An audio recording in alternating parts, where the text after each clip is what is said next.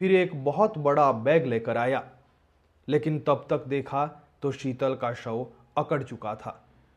उसने शीतल के शव को कई दफा गर्म पानी से नहलाया और उसके बाद उसकी टांगों को, उसकी बाजुओं को जोर से फोल्ड करना शुरू कर दिया और उसे पूरे बैग में भर दिया। उसका इरादा था कि वो वहां से निकलेगा और कहीं दूर जाकर उस बैग को फेंक देगा। मध्य प्रदेश के भोपाल की शीतल और हरियाणा का विनोद, ये जब मनाली आए तो विनोद के मन में हत्या का ही इरादा चल रहा था। वो हत्या के इरादे से ही शीतल को मनाली घूमने के लिए लेकर आया था। और आप जब इस कहानी के अब एक के बाद एक जब परतें खुल रही है तो आपके रोंगटे खड़े हो जाएंगे।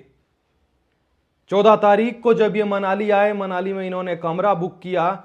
उस रात दोनों ने खूब शराब पी। शराब पीने के बाद स्पीकर पर इतने जोर जोर से गाने बजाए ताकि बाहर किसी को कोई आवाज तक न चली जाए। फिर उसके बाद विनोद ने शीतल को पीटना शुरू किया और उसकी छाती पर बैठकर उसका गला घोंट दिया। ऐसा उसने क्यों किया?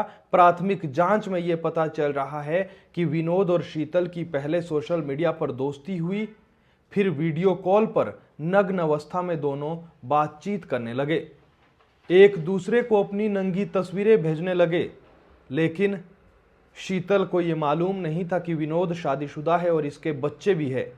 शीतल ने उन तस्वीरों को संभाल कर रखा और कहा कि मुझसे शादी करो वरना इन तस्वीरों को वायरल कर दूंगी, पुलिस के पास पहुंचा दूंगी। फिर विनोद के सर पर तो भूत सवार था। उसने बदनामी के डर से उसे मनाली बुलाया। 14 तारीख की रात को दोनों ने शराब पी, खूब मस्ती की, लेकिन बाद में उसे मौत के घाट उतार दिया। सुबह उठते ही वो एक बड़ा बैग खरीदने के लिए बाजार चला गया। दुकानें बंद थी, उसने इंतजार किया, फिर एक बहुत बड़ा बैग लेकर आया, लेकिन तब तक देखा तो शीतल का शव अकड़ चुका था।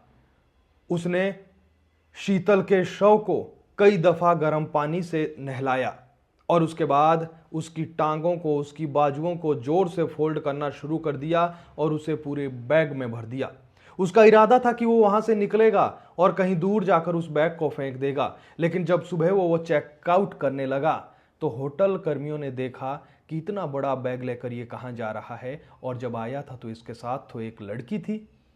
फिर क्या था, जैसे ही उन्हें शक हुआ तो वो समझ गया कि होटल कर्मियों को शक हो रहा है, वो वहां से भाग गया। उसने टैक्सी भी बुलाई थी लेकिन वहां से वो फरार हो गया। फिर पुलिस को सूचना मिली, पुलिस ने नाकेबंदी की और विनोद को धर दबोचा। अब उसे पुलिस रिमांड पर भेजा गया है। पुलिस लगातार जब पूछताछ कर रही है तब ये बहुत बड़े खुलासे सामने आ रहे हैं।